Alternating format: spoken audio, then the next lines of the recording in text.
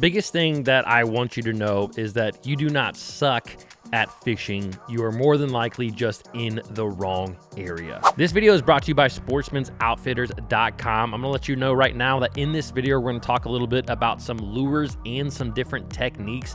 And these lures can all be found at sportsmansoutfitters.com. And more than likely, you're gonna find them for some of the best prices that you will see anywhere on the internet. So if you'd like to help support the Bass Fishing HQ channel, click on those links down below in the description and shop at Sportsman's Outfitters today. Now, this is obviously a lot different setup than you guys are probably used to seeing on my channel.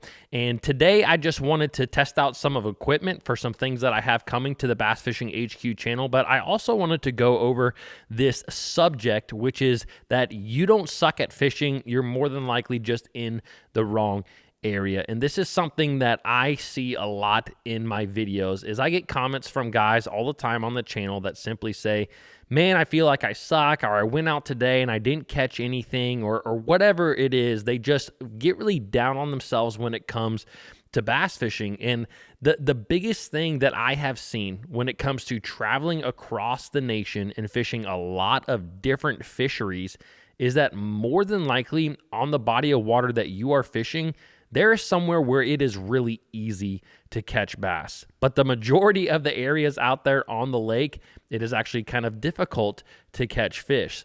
And that is something that when I was doing a lot fishing the Bassmaster Opens, which I'm hoping actually to do next year, but when I was fishing them, I always told myself that there's a place on this lake where it is easy to catch fish. And that is the place that I wanted to find. It's a place that you don't have to think a lot about your lures or what you're throwing. It is simply easy to catch fish. And I have seen this so many times out there on the water. If you guys have been watching this channel, you know that I've recently started a lake break series of videos where I go to a new body of water or one that I haven't been to in a very long time, and I just try to figure out the fish. And even through doing these little videos, as well as, again, doing a lot of tournament angling, I have found that that is truly the number one thing. Once you get into the right area, sometimes, a lot of times, it does not matter what you throw. You guys have heard this a lot on the channel. I think too many guys spend too much time in the bottom of their bass boat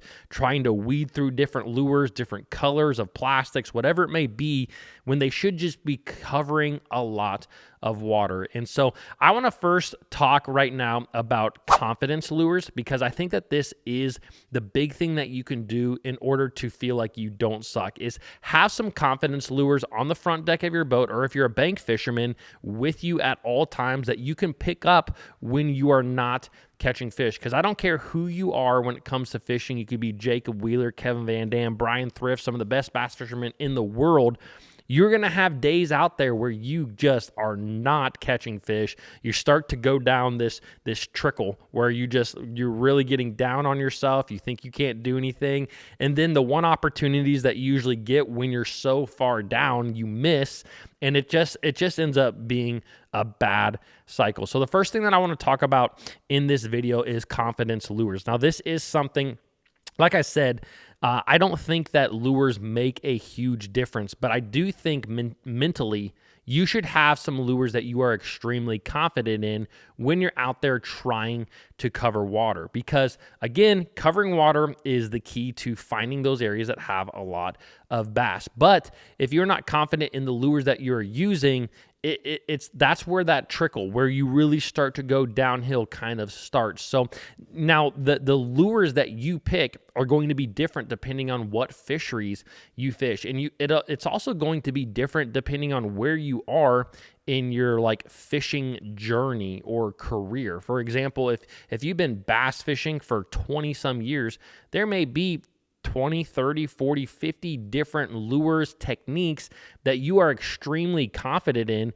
and that you can pick up at any time and go out there and catch a fish. Now, if you're just beginning, there may be 2, maybe 3, maybe 4 different baits or lures that you're very confident in. But what I want to tell you is that I think you should have a bait I think that you should have a minimum of 3 lures when you are trying to cover water, okay? And one is going to be except for maybe in the winter, one is going to be a topwater lure. This is probably probably the lure that I'm one of the most confident in, because I have found that you don't always have to catch fish on a topwater to find fish. A lot of times if you're getting boils on that bait or fish are slapping at it, you have kind of found an area that might potentially have fish, and then you can switch up your baits and catch them.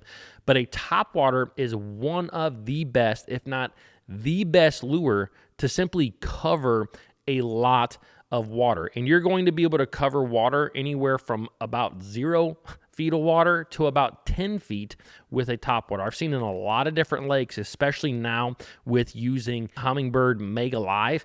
I have seen that bass are willing to shoot up out of 7, 8, 9, 10 feet of water to get your topwater. So if you like to fish shallow, a topwater is a bait that you should absolutely have tied on all the time. Now for me, I keep this pretty simple as well when it comes to the topwaters that I'm fishing. I'm going to fish a popper a lot. That's one of my most confident baits. And the thing that I like about a popper is you can work it very fast, you can work it extremely slow, and you can be anywhere in between. You know, it's a little bit more difficult to do that with baits like a buzz bait. You can definitely slow a buzz bait down and speed it up, but a popper, you can really walk the dog with it. You can just simply pop it. You can make that bait spit. You can work it really slow, or one of my favorite techniques is to actually pop it 3 or 4 times really quick and kill it. So I go choo, choo, choo, choo, choo, choo, choo, choo.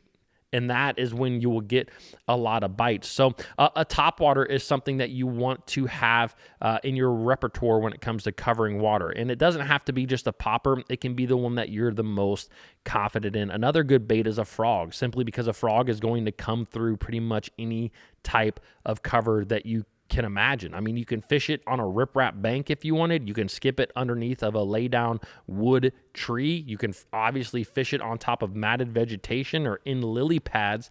There's a number of places that you can put a frog in. Like the popper, you can fish it very fast, you can fish it very slow. So those two baits are, to me, some of the best baits that I always have tied on, especially during the spring, summer, and fall months, because in the winter, if you're dealing with really cool water temperatures, especially for people in the Midwest or in the North, you're not going to be able to get on a good topwater bite. Sometimes, though, in the South, the best topwater bites actually happen in the middle of winter. So a topwater bait, that's one that you want to have tied on. Now, for me, I like the junior size KVD Splash. It's a smaller topwater. I fish it a lot here in the Ohio region where I am from, but I have fished it down on the James River. I have fished it down in Florida. I fished it in Alabama. I fished it up north a lot in your Michigans and New Yorks for smallmouth. And that KVD Splash Junior, it's a great little bait that it'll catch big ones, and it'll catch just a lot of fish in general. So that's a great little popper. It's one that's fairly inexpensive. I'm not saying it's the best popper out there on the market. I fished some poppers that are high dollar poppers before that I think are better, but that one is readily available. Now let's go from topwater to kind of think of that middle section. And I'm going to let you know right now, probably the middle section of the water column. Sorry, I just kind of breezed over that. But one of the best lures that you should start gaining confidence in is a chatterbait. I'm telling you, you don't need to, but once you see the power of a chatterbait and how effective it can be, it's a bait that is great for, again, covering water. This is something that I'm going to continue to talk about, because covering water is so important. That's how you find those stretches of bank, or how you find that one offshore school where fishing is easy. Now, a chatterbait, the reason that I like a chatterbait so much is because it works in very stained, heavily muddy water. It works in crystal clear water. You can catch smallmouth spots and largemouth on it. You can fish it effectively down to probably 10 or 12 feet. You can fish some of the really big ones. Like they have the chatterbaits make like 1.25 ounce bait now that you can fish on deep offshore ledges. But for the most part, you can cover that that 10 to 12 foot and shallower water very easily with a chatterbait. The other good thing about a chatterbait is you can catch fish in really cold water, like upper 40-degree water, as well as like the hottest water that you will see on your bodies of water. I remember fishing the James River in a couple of Bassmaster Opens, and we fished there for, I don't know why, but we fished it in August of the year, and the weather was not only in the 90s, but the water temp. I've never seen water temp that was, I think it was 94 degrees if I remember correctly. I mean, that's like a hot tub. I remember catching the fish and they felt hot. Like it felt like you picked up a hot dog when you caught these fish. But anyways, I've caught chatterbait fish in 90-degree water as well. So that's something that's really great about the chatterbait is it catches a lot of fish, and it'll catch fish that, if I fish the reason that I like a chatterbait over a bait, maybe like a square bill, is because I think for a square bill to be the most effective, you really have to hit it off cover, and you really have to deflect it off wood or rock or even grass. Now, a chatterbait works really well deflecting off cover as well, but you can also just fish it in the middle of that water column. And what I like to do is just vary my retrieve. I'm going to speed it up. I'm going to slow it down from time. And I'm also just going to kill that bait. I'm going to kill that bait and just let it fall. And that's when you get a lot of bites with a chatterbait. The other great thing is that there's a number of different sizes of chatterbaits that you can use. For example, if you guys have been following my channel, you know that I absolutely love the Mini Max chatterbait. This is a chatterbait that it's a very small profile, but it has like premium components to it, like everything that is made about it. So I actually fish it on my same chatterbait gear that I'll throw like a jackhammer on, which is usually 20-pound test fluorocarbon and a bait cast reel and an Arc Tharp Series B Hitte rod. So that's what I throw it on gear wise, and you catch a lot of fish on that little bait. I mean, I use the 3/8 ounce size a lot, and it's one of my absolute favorites for simply just covering water. Again, clear water, muddy water, hot water, cold water. A chatterbait is a great bait to throw. Now, the third lure, so now we've kind of covered the top water, we've kind of covered the middle portion of the water column, and now let's talk about your bottom baits. One bottom bait that you absolutely should have a lot of confidence in, one that is one that I always have tied up, no matter what body I've been to in the world, I always have one of these tied up, and that is a drop shot. A drop shot is still one of the best finesse baits out there, and it catches big fish. I think that there is a big misconception with the drop shot that it catches small fish or that it can catch a lot of fish, and it does catch a lot of fish, but I've caught some absolute giants on a drop shot. And I'm not just talking about smallmouth. Obviously, we know that smallmouth love a drop shot, but I can remember fishing a tournament on Lake Chickamauga down in Tennessee, and it was an open tournament. I had a great finish, and I've told this on the channel before, but the biggest bass that I caught during that event, I was using primarily a Texas rig big worm in that tournament, but the biggest fish I caught in that event was over 6 pounds, and it was caught on a drop shot, 10-pound test braid to 10-pound test fluorocarbon leader in a finesse robo worm. So a drop shot is great, and like the chatterbait, it can work in hot water, cold water, and it can work in muddy water and clear water. That's another big misconception about the drop shot, is that it doesn't work in muddy water. And I'm just going to let you know, tie it up and throw it in that muddy water, and you will be blown away at times at what a drop shot can do. So the reason that I'm talking to you about these baits, and those are the ones that I probably have the most confidence in, is because when I get to a new body of water, I am going to take those baits that I'm confident in, and I'm going to put my Ultrex trolling motor on a medium to medium high speed, and I'm just going to cover water. I'm typically going to fish an area for 15 to 20 to 25 minutes, and if I'm not getting bit or I'm not seeing something that is visually stimulating, maybe I'm not seeing any bait fish in the area, maybe it just looks dead, I'm going to move on. And a lot of times I'm not always going to make a huge move, but I might move. Maybe I was fishing the mouth of a creek. I might move to the back of the creek now, or maybe in the middle section of the creek. What I have found is that when you get into those areas that like I talked about at the beginning of this video, where the areas that you want to find, the areas where it is easy to catch bass, you are going to get bit relatively quickly.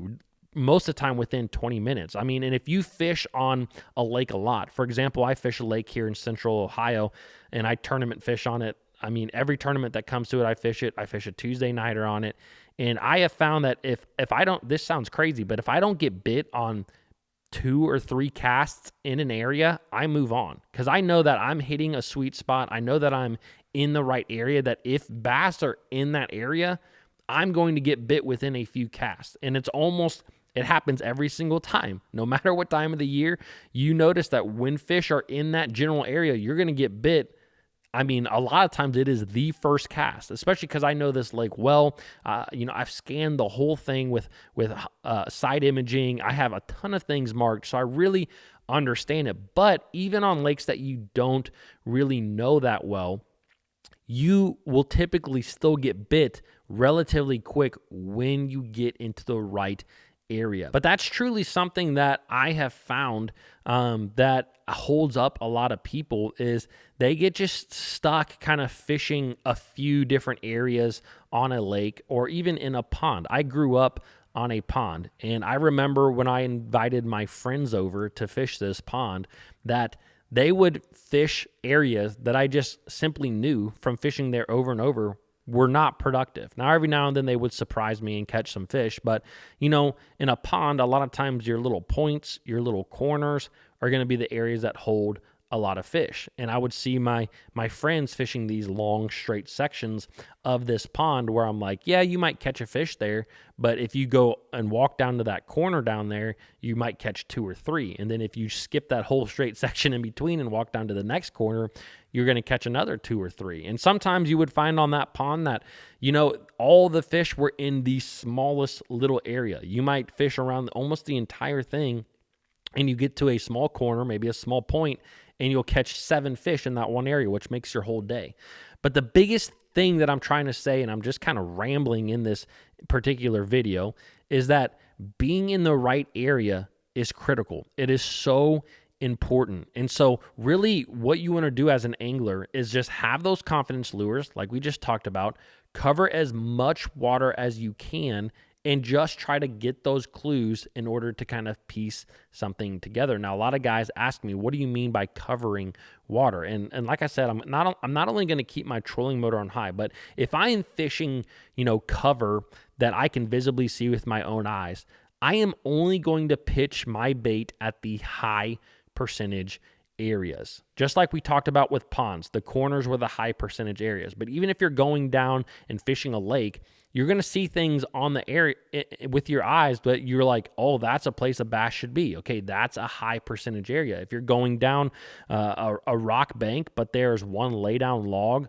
on that rock bank, that's probably the highest percentage area on that particular rock bank. And you see this all the time. So when I'm fishing quickly, I want to make sure that I hit those high percentage areas, and I'm not too worried about hitting everything in between, because if fish are on those high percentage areas and I start catching fish on the high percentage areas, that's when I really slow down and I fish everything in between to see maybe there's just a group of fish in this area. And that is what happens a lot of time. You'll be going down the bank, or you'll just be fishing a lot, and you're casting at the high percentage areas, and all of a sudden you catch a fish, and then you get to the next little high percentage area, you catch another fish. Then you slow way down and you start fishing everything in between, and you realize, oh my gosh, there's just a group of bass in this general area, whether they're there because of the water conditions, maybe there's higher oxygen levels. A lot of times it's going to be because there's simply bait in the area. I just got done pre-fishing for a tournament on a lake that I've never been to, and you guys will actually see this video probably next week. And it was I had one of those type of practices where I was not catching a lot of fish, but every time that I got into the area, I would get bit fairly quickly. And I found this one little creek that I caught not only 2 keeper bass in during the pre-fishing, but I also caught this monster walleye while we were fishing. And I knew, especially with that big walleye being in there, and seeing the bait fish flicker on the surface, that those fish were in that creek, not because they were necessarily transitioning from the spawn, but because there was a lot of bait in that area. This creek was also a little bit different than all the other ones that I had seen. It had a little bit more of a rocky shale bank, where most of the other ones were mud banks or like a chunk rock bank. And so I thought that steeper shale bank was not only holding bait fish, but probably crawdads and crayfish as well. So anyways, I'm really just rambling here, but the big thing that I want you to know as an angler is that you don't suck. A lot of times we're just in the wrong area, and we can be in the wrong area for 80% of our day. But once we hit that 20%, that one little area where, man, all the fish are here, that is when you can obviously go to town. Now, once you find those areas, that is when I start switching up baits. That is when I start trying to find the best lure for the situation that I'm fishing. Like we talked about earlier, I might get a couple of bites on a popper, but it may not be the best bait. I did this a couple of years ago on, I'm trying to think of the lake's name. It's also down in Tennessee. It was another Bassmaster Open. It'll maybe come to me. Anyways, I had been fishing a popper, and I was fishing it on bluff wall banks. And so that way I could really cover these bluffs very quickly. And I started getting a couple of bites with that popper. Well, that bluff actually dropped way down into like 30, 40 feet. And I didn't know exactly where the bass were on it. Obviously I was catching some, but I didn't know, are these fish 5 feet down? Are they 10 feet down? Are they 15 feet? And so I actually stopped fishing the popper and started to pick up a jig and a drop shot. Actually, I picked up a jig. My co-angler at the time was throwing a drop shot, and we kind of found where the bass were sitting on these bluffs, and we started catching a lot more fish and even a lot bigger fish. Those popper fish helped me to find the area, but once we slowed down, we really dialed in exactly how to catch those fish. And that is how you attack bodies of water. That is how you go about just catching fish in general on a new body of water. Covering water, getting a couple of clues, slowing down, figuring it out. That is how you do it. Don't go out there. I feel bad for the anglers that I do get on this channel that say, dude, I suck. I've been out 4 times and I haven't caught a fish. One, you never know the body of water that you are fishing. Some guys might be pond fishermen, and the weeds have grown up tremendously in a pond because it's getting into summertime now. And that makes fishing a little bit difficult. I mean, you either have to punch through the cover, put a frog on top of the cover, or try to find a hole or an edge in order to catch them in that stuff. But it can be difficult. So just remember that most of the time, the best anglers in the world are simply the best at covering water. And the reason that you see them catching fish all the time is because, they saw more water than all the other guys out there on the water, and they picked up more clues than anyone else out there on the water. And that's what makes them so effective. That's what makes them the best anglers in the world. You don't suck. Just probably not in the right area. So I hope you guys enjoyed this video, kind of an uncut version of just this channel. If you guys want to see one of those lake break videos, I'm going to link one right here that I just did recently, so you can really see how I go about covering water in real time. All right, I appreciate you guys watching. Comment below, subscribe, and I'll see you guys in the next video.